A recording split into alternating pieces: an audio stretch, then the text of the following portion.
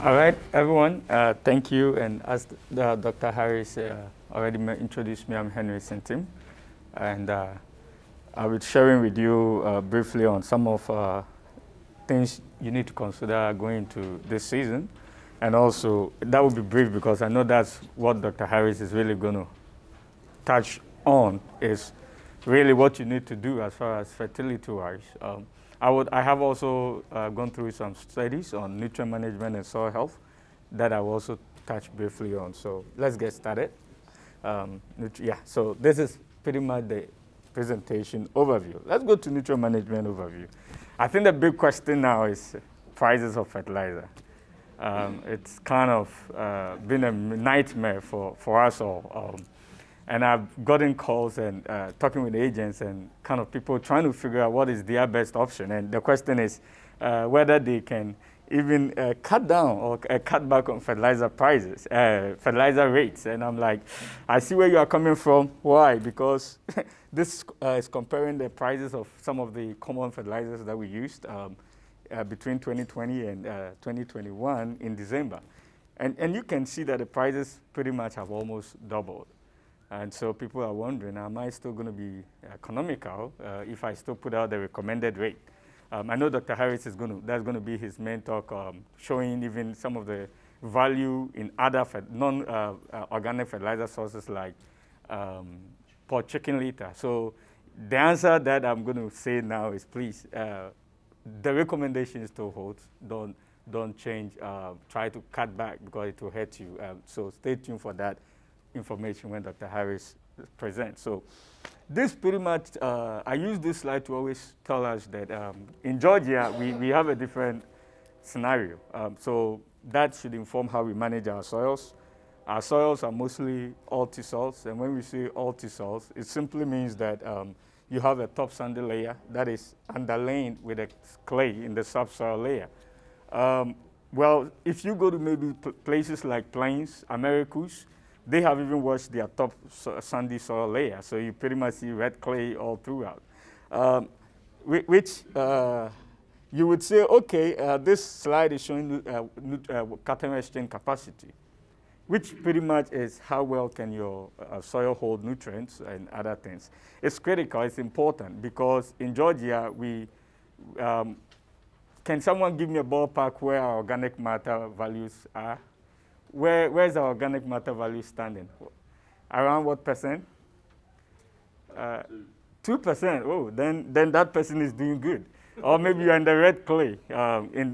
Because clays can associate more to organic matter. So those in Plains and Americas typically have slightly higher organic matter, around 1.5, 1.6 is not unusual. But in Tifton, like sandy, typical coastal plains type of soil, TIF series, you would see organic matter around 1% or even less. I have even seen organic matter values around 0.5%. What does that mean? This slide is a quick one to give us a good idea of the fact that soil humus kind of indirectly being inferred as organic matter.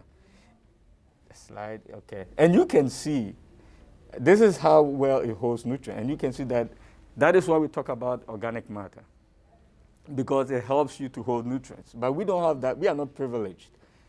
We have sand in the topsoil layer, and even our subsoil layer is what we call kaolinite.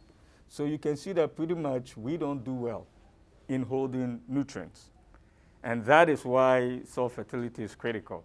And staying on recommendation, following recommendation is critical, because if you are not going to, if you don't follow recommendation and stay on top of your nutrient management, it can penalize you.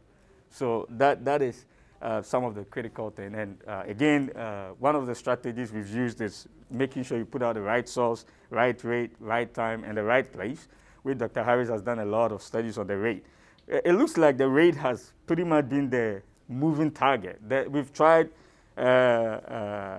place, source sometimes, yes, time, yes, but rate, incredible. So, but there are more data that you are going to see. And this is just a slide to show us what the various nutrient elements do, especially for cotton, where we talk about early season growth, vigor, you're looking at nitrogen, potassium, calcium, magnesium. Again, just trying to show it. I took it from the Yara newsletter. It's not comprehensive, but a good idea of how to, what to expect. And typically, you can see this tells us nutrient curve.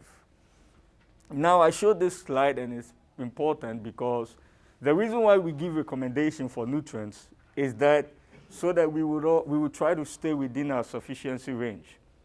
When you cut back, you are going into your deficiency, and then if you try to put too much, you will hit in toxicity.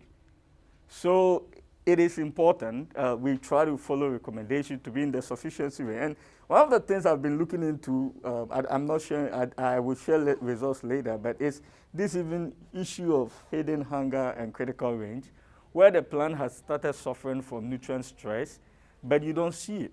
The leaves look good, everything looks good, but you don't see deficiency. And then by the time you start seeing deficiency, you can see that you might have dropped at least 25% of your potential growth for yield. So please, recommendations is critical. Dr. Harris will always say that once you're following the recommendations, your ratios and levels will usually take care of itself. So please, let's do well to stay within our sufficiency ranges. I did some nutrient studies that are stress studies that I want to briefly talk about. Maybe because of time, I'm doing a little well, so I wouldn't spend too much time on this, but this study was really to understand how cotton responds to nutrient stress. Like we are thinking about cutting back. Is that going to help us? And also, how does cotton respond to various nutrients? In case, let's say you are thinking about, if you understand how the nutrients are taken up and how the plants partition them across the different components, it will inform you what is happening. We have different hybrids, varieties. People are wondering whether the varieties that we have, they are still applicable to modern hybrids. So we did this study, and pretty much the treatments are early season nutrient stress. We did not put out any fertilizer. And then until the crop hit the square stage, we started putting out the recommended rate. And then the late season nutrient stress, at the beginning of the season, we just put out between 30 to 40%, 30% in Midville and 40% in Camilla, just 40% of what the crop needs at initial stage of planting, and that's it.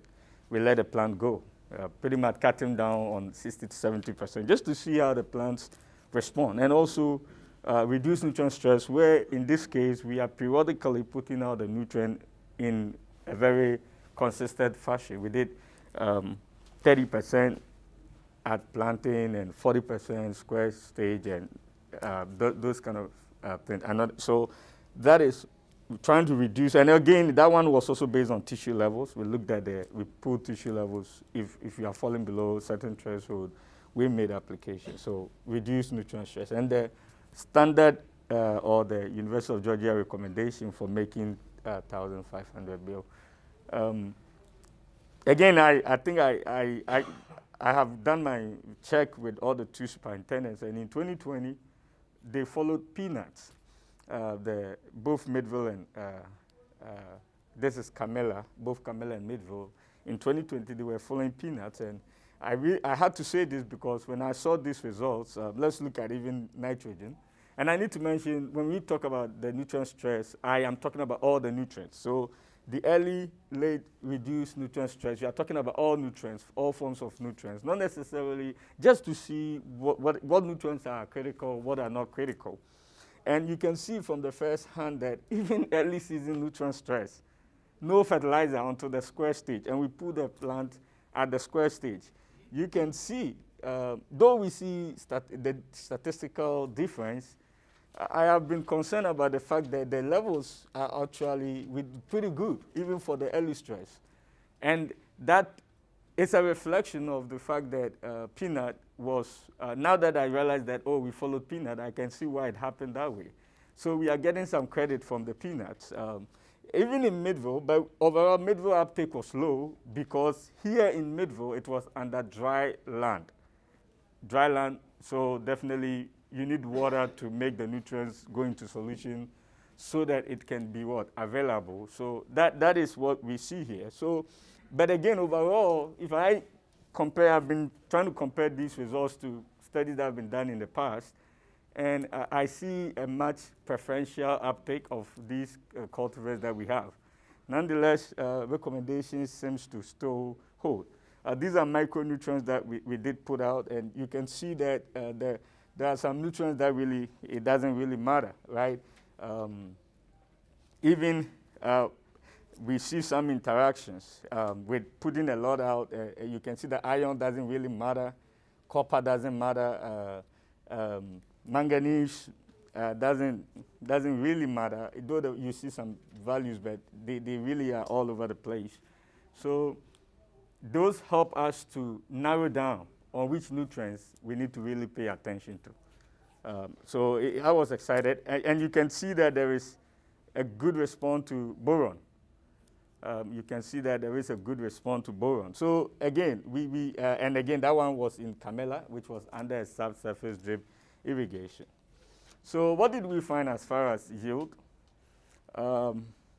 In 2020 in Midville, we didn't have the standard UGA recommendation for at the Midville site. We actually planted it was quite late. I think we planted the first week of June in 2020. So that is really, but what are we seeing? We're seeing that if you cut back and you don't cut, you might really hurt yourself. You can see late season fertilizer application really is impacting crop performance.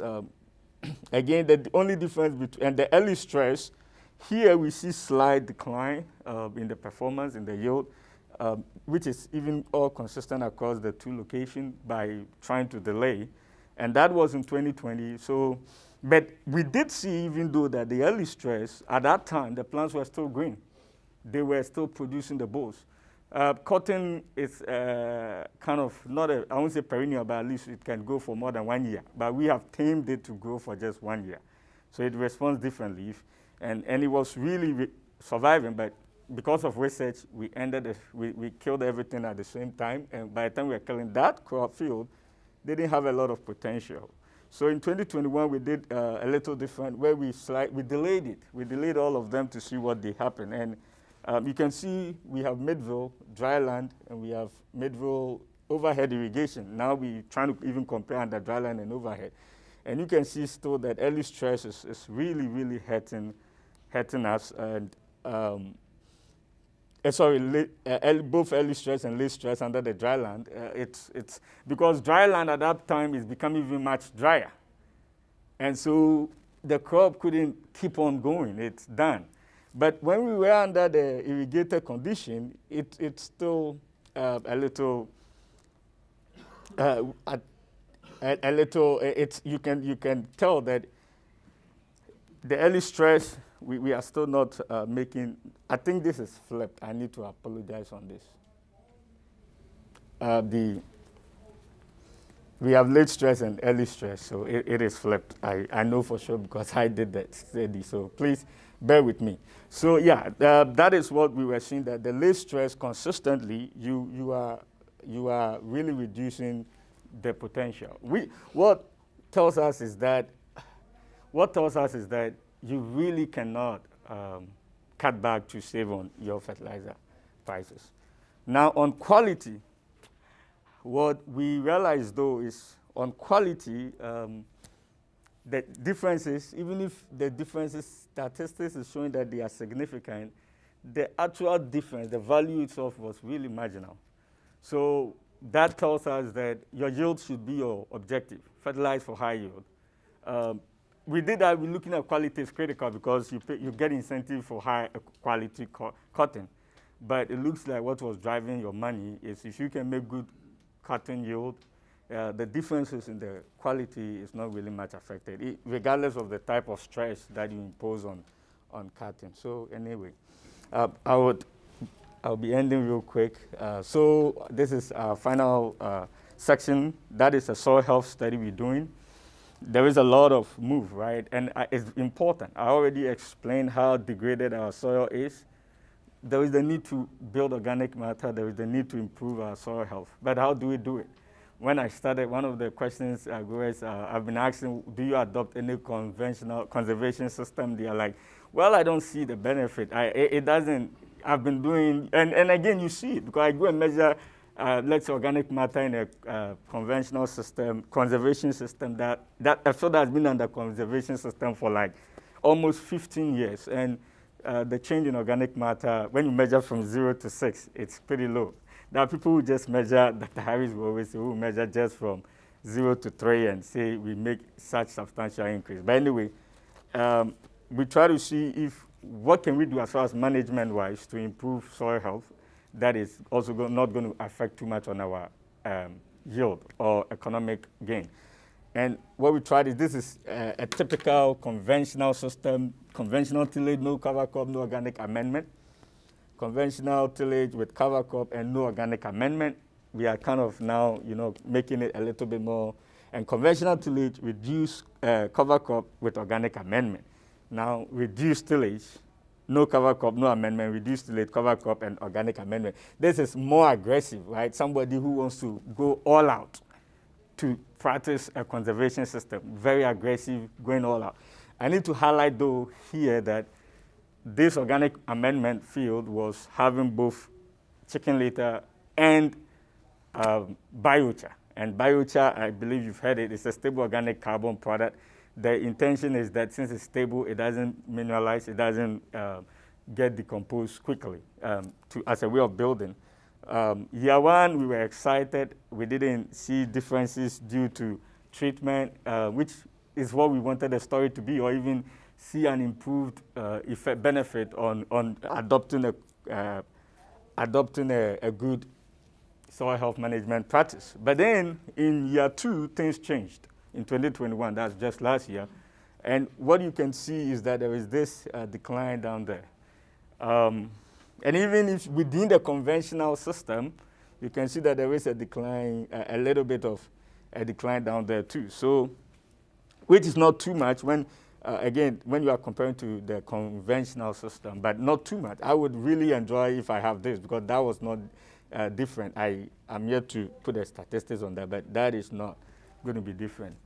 But you can see that here we are dropping. And the reason we are dropping is it could be due to two things. We have put in a biochar in there, and biochar is a stable organic product. There are many people who have been looking into that options. There are stable organic products that maybe they would like to give to you to put in your field. It's good. But the challenge is that you need to manage that properly. You would have to up your nutrients, especially your nitrogen, to cater for that high carbon product. Here we use the same similar nitrogen level, nutrient level across all the treatment. And you can see that it's being penalized a little bit.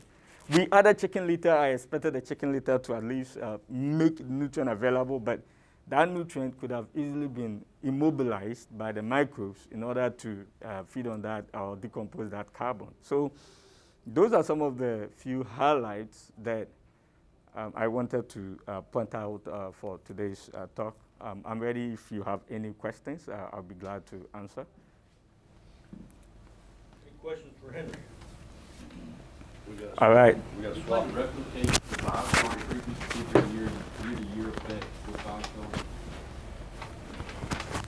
So that is if you have to apply the same biochar, like apply biochar every year. You plan to do it again next year? Yes, and actually I need to mention this. Because of what we found, we need to tease out whether biochar is really what is causing the problem. So we have established a follow-up study where we have judged the chicken litter as one treatment, and then we have another one where we have chicken litter and biochar. And like you said, we're going to make continuous application, and that will help us really answer the question, because it's important. Right now it's confounded. We thought we were doing a quick soil health study, but there's been a lot of interest and I thank you are here, a lot of contribution and feedback.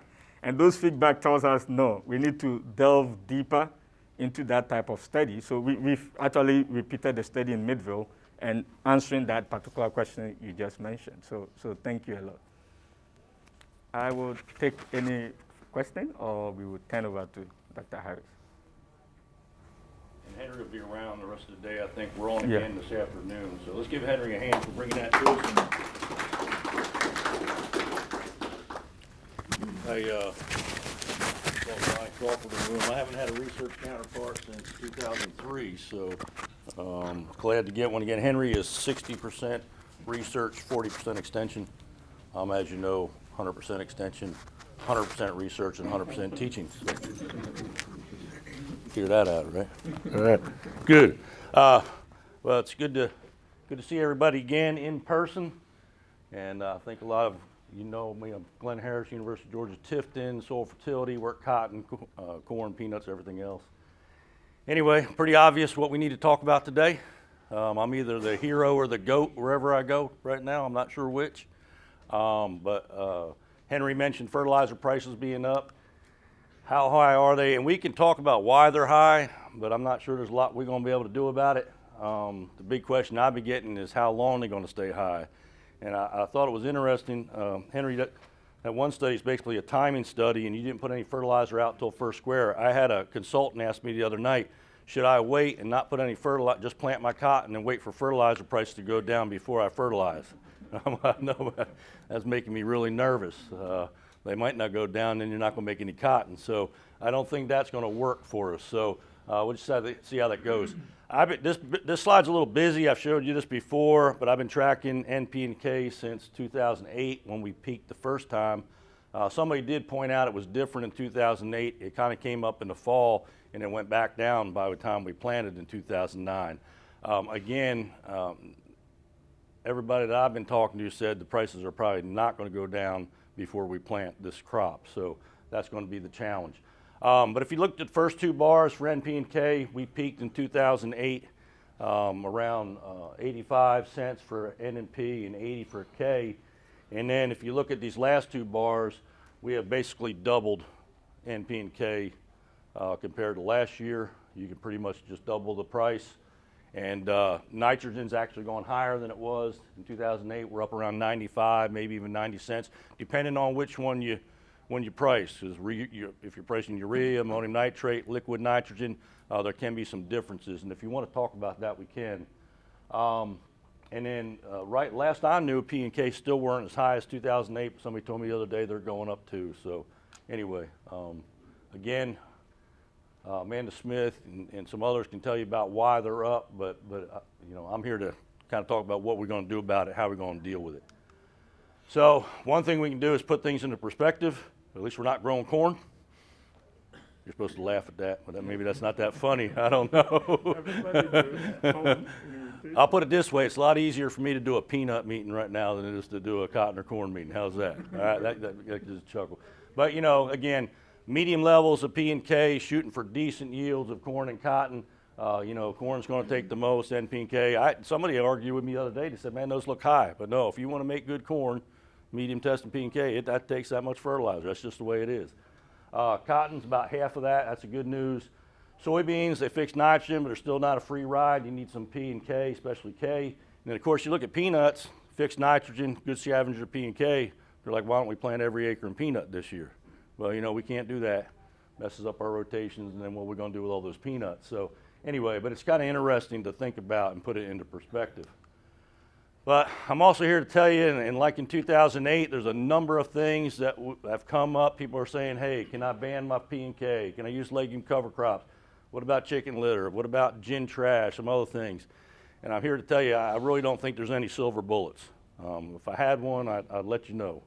But, you know, there's not one thing I can say, yeah, do this, and you'll save a bunch of money on fertilizer.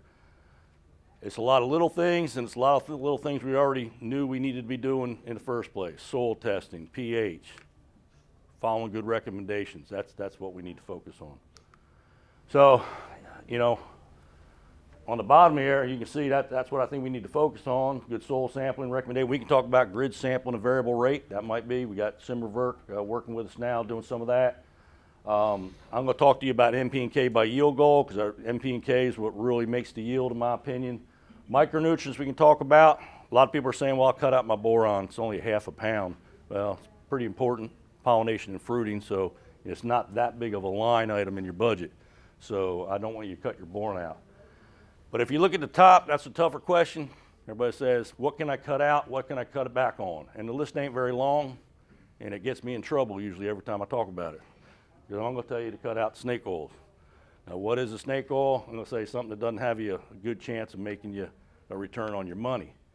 That's a little different than the next line, which I'm going to call unproven products. And there's a lot of them out there, but we're still testing them and trying to figure out where they fit, et cetera. And I'm not going to mention any products because I always get in trouble. I get a call from the dean the next day. Somebody said, you call my product snake oil. I had one guy show up at my door the next day and said, you know, you talking about, I said, well, if you got a guilty conscience, you know, you probably wouldn't be here. I don't know what you're visiting me for. So anyway, you get the point.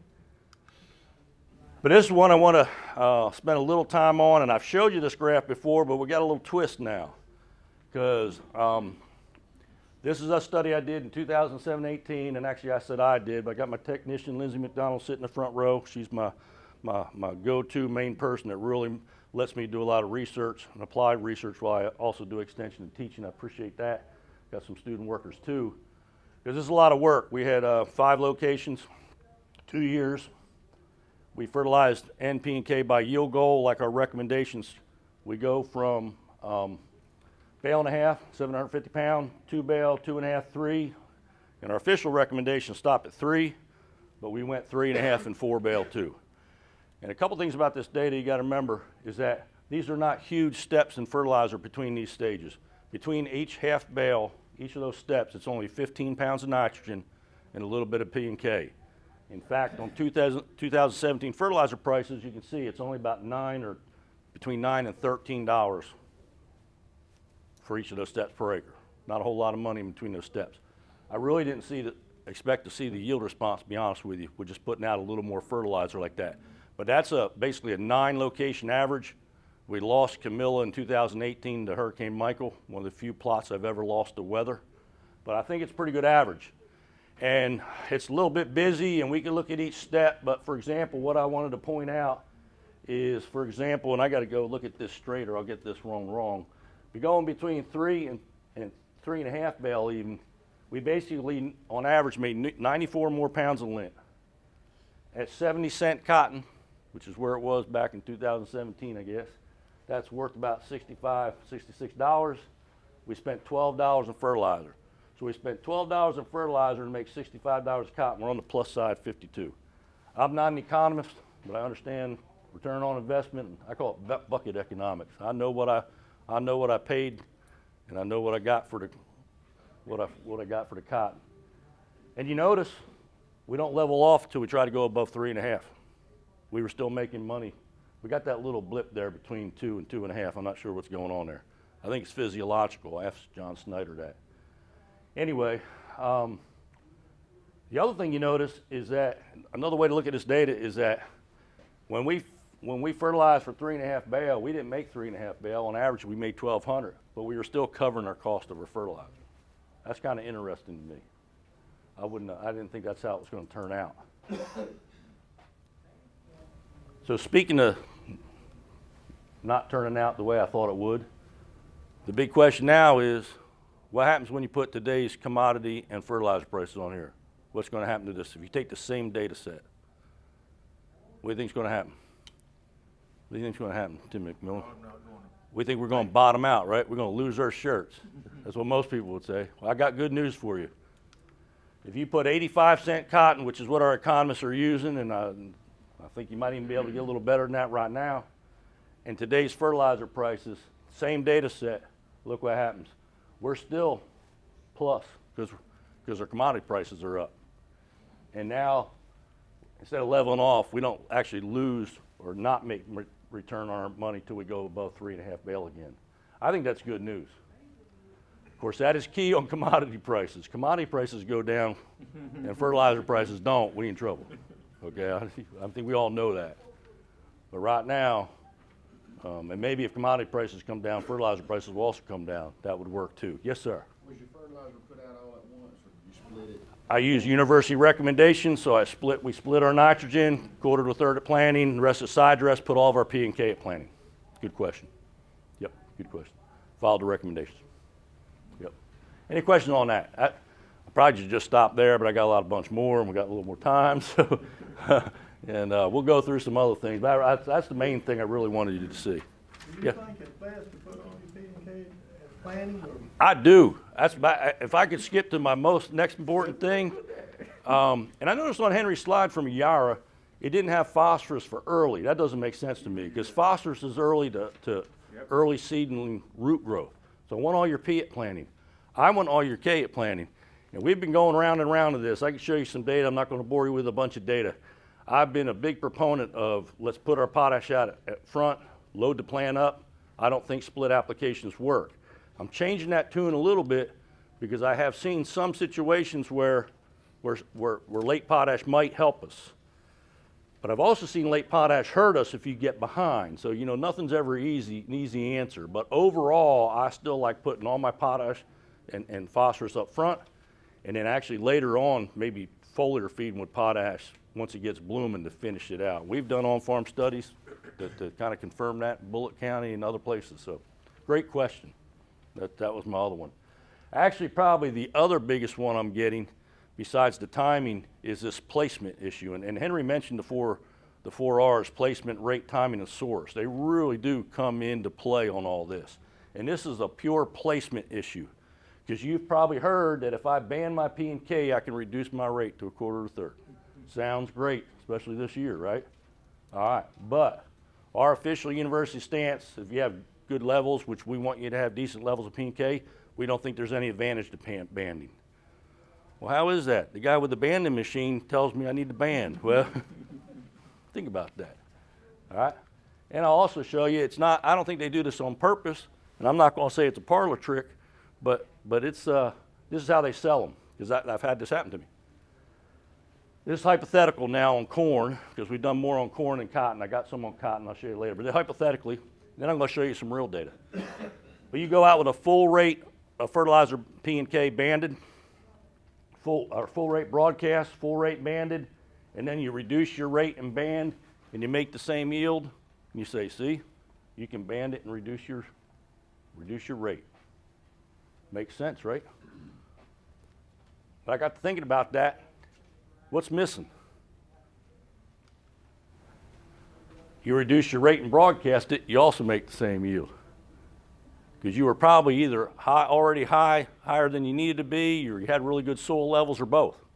And it's what we call a non-responsive site. It didn't matter. It doesn't matter how you put it out. It's all a rate issue. Well, what's interesting is two of our newer people, one left already, but Simmerverk's still here. This is real data now on a research farm here in Tifton. Again, it's on corn, but it makes my point, is this is real data, and I can get you the details of how much and all that. But they put the full rate of P&K broadcast, full rate of band, and then when they banded it and reduced the fertilizer rate, guess what? They also reduced their yield pretty significantly. I'm not really good at math, but isn't that like 55 bushels? Is that right? Keep me honest. That's a lot of bushels. That bar is pretty low. All right, and not only that, but I'm proud to say these young guys did listen to the old guy, and they put that other treatment in, and guess what? When you lower your rate and broadcast it, you also hurt your yield. So in my opinion, it didn't have anything to do with placement. It's all about rate, all right, in this case. So there you go. So I'm not a big fan of these machines that band it next to the row. I say if you ain't got roots to get out there in the middle and get all that broadcast to fertilizer, you probably don't have a crop anyway. That's how I think. Any questions on that? Sorry if you just bought one of them big machines. But anyway. All right, let's move on. Cover crops for nitrogen. I'm a big fan of cover crops, but how much do they really fix for nitrogen? That's another question. Henry, I think, hopefully will be able to get at some of that with some of these projects he's doing. I'm going to tell you, in the best case scenario, maybe 50 pounds of nitrogen. So on cotton, you're still going to need to come up with another 50. Think about it on corn, you're still going to need to come up with another 250. So, but just keep that in mind. Again, it's not a silver bullet, but it might help you. What about chicken litter? I've been working 28 years. I get chicken litter question, I think, every talk I give. I thought about putting that on my business card. Glen Harris, chicken shit expert. Right? I'm recorded, Dr. McCann, but I don't care. He's my boss.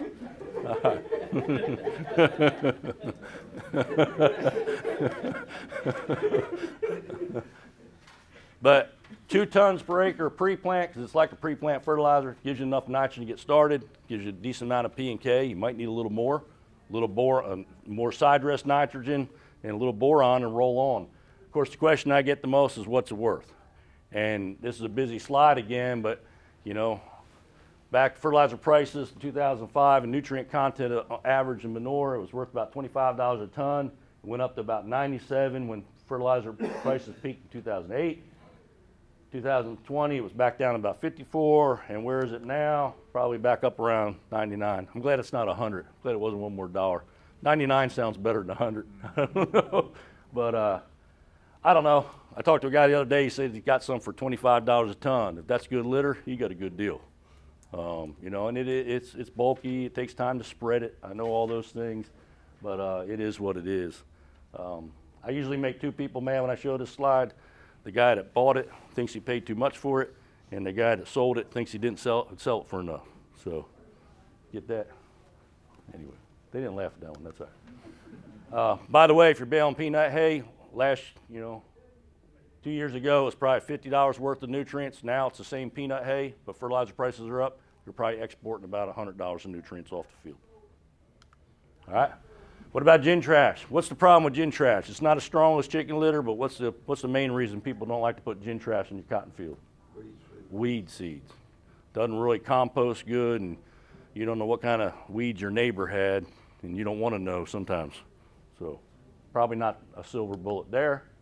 Biosolids, doesn't have a lot of K in it, so that doesn't help us a lot. That's probably, might keep the deer away for 2 weeks, but probably not a silver bullet there.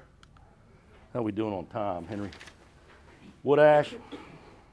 Oh yeah, we're doing all right. Wood ash, if you can get it, will raise the pH and provide potassium, 2 things cotton needs. So that's not a bad idea if you can get it, but it's also bulky, etc. And any others I'm missing? I got a call yesterday about something coming out of a pulp and paper mill. There's all kinds of things that come out of pulp and paper mills: fly ashes, lime muds, all kinds of things.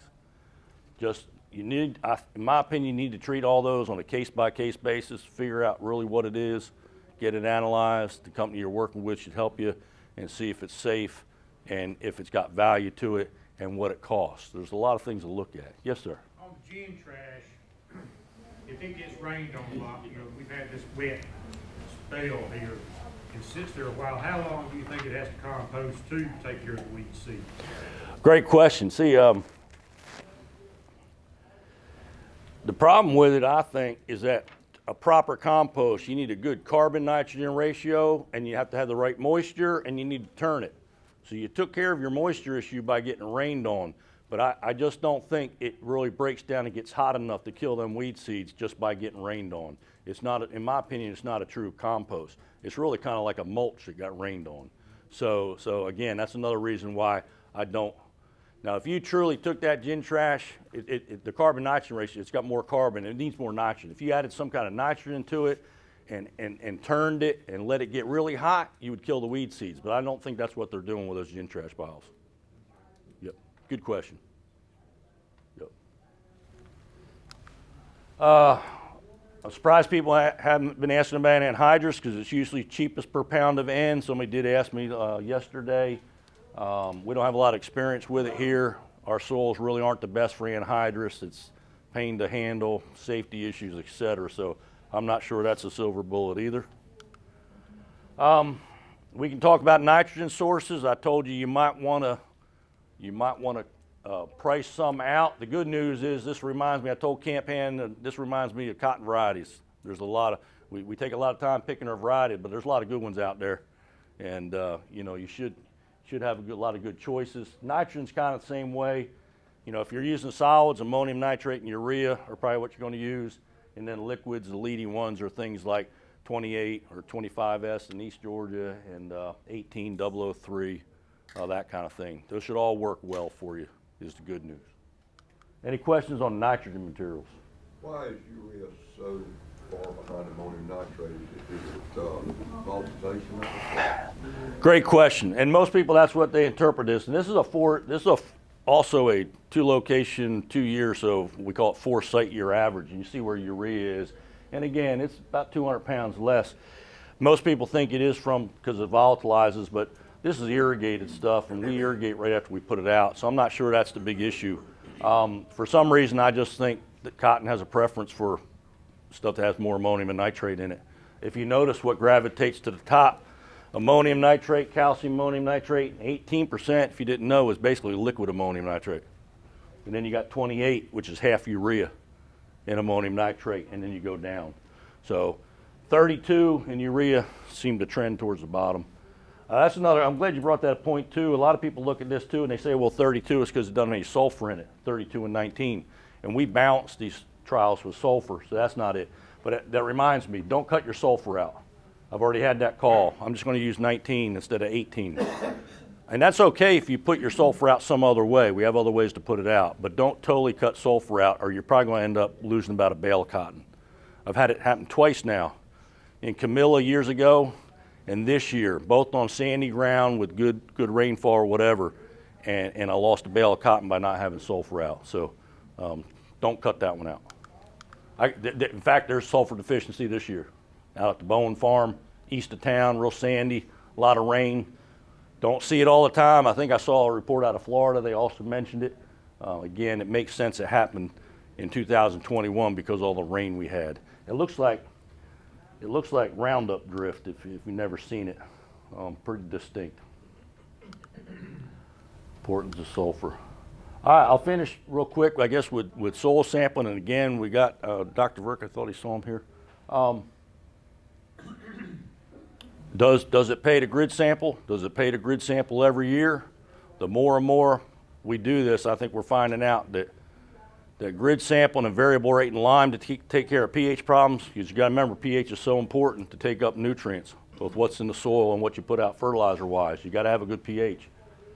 And then variable rate and things like potash. If you go to Simmer's session, I think he's going to show you that in a little trial we had in the cotton field out here, if you just took a general soil sample and a blanket potash versus grid sampling and variable rate potash, you saved about $25 an acre.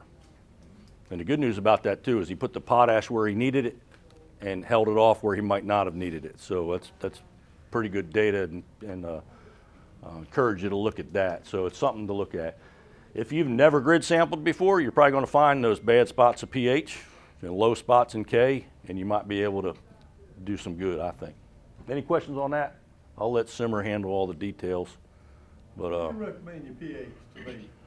yeah, good question. If you look at that, that's an old slide I use. For a long time, we said 6.0, and then we knew a lot of people like to raise them to 6.5, so we'll give you the recommendations whether you want to go 6, 6.5. But I get asked all the time, what would you do if you farm? And I don't, but I'd probably run mine about 6.3 if I could, somewhere in there. Cotton probably doesn't really technically sulfur till you get below about 5.8, but I hate to tell you that because I don't want you to go down that low. 6.5. Yeah, 6.5 is fine. I have no problem with 6.5. Now, flatwood soils, growing soybeans, you might have manganese problem, but we can spray manganese. There's some other things there, but I don't have a problem with 6.5. Yes, sir. You see differences in different times of the year taking soil samples? pH. Yeah, now you're going to get me in trouble a little more again, but that's all right. Yeah, what's really interesting is, if you didn't know, pH will change naturally over the course of the year if you measure it in water, like most people do. Take soil, they mix it with water and measure it. Has to do with the salts in the soil, all right? And the University of Georgia lab changed, in Athens, we changed how we measure it probably 10 years ago now. We put a little salt in there to take care of the problem, because this is what can happen, and I think it's happening more and more. You take your sample this time of year when it's wet, salts have been leached out. You can get what they call, it doesn't happen all the time, but I've seen it happening more. You can get a false high. If you had a pH that was 6.0 last year and it comes out 6.5 or 7 and you didn't lime, and you took a wet sample, sent it to a lab that ran it in water, that's a red flag to me. Something's going on. And the problem with that is we don't catch it until we get into the growing season. And they say, hey, I took a sample and it said I was 5.5. I took a sample this winter and it said I was 6.5. I said, well, when'd you take it? They said, oh, I took it in February. Was it wet? Yeah, water was dripping out of the bag. Yeah. So it does matter when you take it, and it might matter which lab you send it to. So we're trying to get the other labs to consider changing. Clemson is considering changing. One of the smaller private labs here in Georgia, I think, is considering changing. So it's going to be interesting. So just watch out for. I'm not saying the private labs are wrong, because I mean that's how we've done it forever. That's what everybody's used to, et cetera. But there can be an issue with it. Good question. Do you think chicken litter will stay on sandy soil a good bit longer than commercial fertilizer? You know, it does. Everybody likes to think that with all the organic matter, it'll stay around longer and all that. But you know, you're talking about 2 tons of something, and if you didn't know, an acre soil down to 6 2/3 inches weighs 2 million pounds. So you're talking 4,000. It gets diluted a lot. I'm not sure it stays any better. I actually put, you know, 10-10-10 Super Rainbow's got about the same concentration as chicken litter. And I put them side by side one time. I actually wanted to see if it would germinate and make pigweed grow better, because everybody said chicken litter makes pigweed grow better. Guess what? They both made them grow pretty good. so I'm going to tell you, I'm not sure it sticks around any longer. I mean, chicken litter's, you know, it is an organic fertilizer, and it might help you a little. If you really want to help your organic matter, and I'm really looking forward to the results of Henry's study, is, you know, growing that cover crop and fertilizing it and getting a lot of residue in there and not tilling it. In my opinion, that's how you build your organic matter. Good questions. Yes, sir, in the back. Sandy land, what do you look for as a maximum pH before you start having a problem? Again, if you maintain on sandy land, you maintain Talking about sand. sandy land like a by God sand. I'm talking about that you lay off this hill here and make it. I got a highly technical term for that kind of dirt. I call it sorry ass dirt. That's what I call it. Look that one up in your soils book. Sorry, McCann, Dr. McCann, that's 2. Anyway, 2 in the swear jar today. Again, I mean, I don't care sandy or not. You know, pH is pH, and you start getting below 6.0 when you. What about the top side? The what? Top side. What do you mean the top side of the? 7, 2. Oh, on the high side. I don't get nervous till they get above 7. So, I mean, and I see a lot of 6, 8s, and 7s, and you know, if you look at the efficiency uptake, you know, a lot of them don't drop off till they get above 7. You're going to tie up your micronutrients, so manganese and zinc especially. So you might want to watch out for those. But other than that, I don't get too nervous till you get above 7. We got some dairies apparently that have challenges with that, and they're getting up above 7, and they're looking at ways to try to figure out how to bring that down. If you didn't know, nitrogen fertilizer is the main thing that we do that brings pH down. There's other things, you know, rainfall and all that, but nitrogen fertilizer, and I don't know what's going on with those dairies, but they're getting 7.5s. And by the way, our soils will never get much up, even though the scale, pH scale goes to 14, they won't get much above probably 8.3. But if you got an 8.3, you got trouble. Good question. Yeah. Good question. If we are continually in a high cover crop environment, reduced tillage, do you think the university will ever test for nitrogen in a soil sample? Well, no, because I spent 8 years of my life studying nitrogen, and from all facets, including total nitrogen in the soil. And if you look at total nitrogen in the soil, it's very low and steady. It ain't going to go very far. But to answer your, I know what you're getting at, and it's a good thinking, because we do think that there's, you Google it on the internet, which is always dangerous, but for every percent organic matter, it's worth some nitrogen.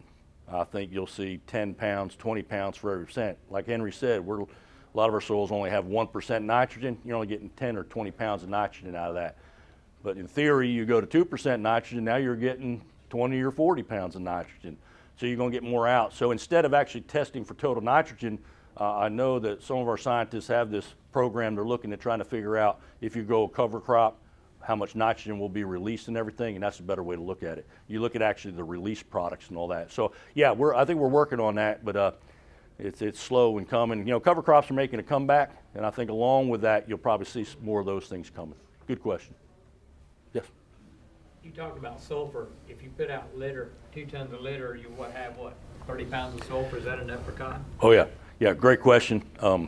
Like I said, it's almost comparable to 10-10-10. It's got everything except for boron in it. Our recommendation is 10 pounds of sulfur on cotton, And if you're pushing with higher nitrogen rates, because that's all the thing about balancing with nitrogen, you might want to put up to 20 pounds.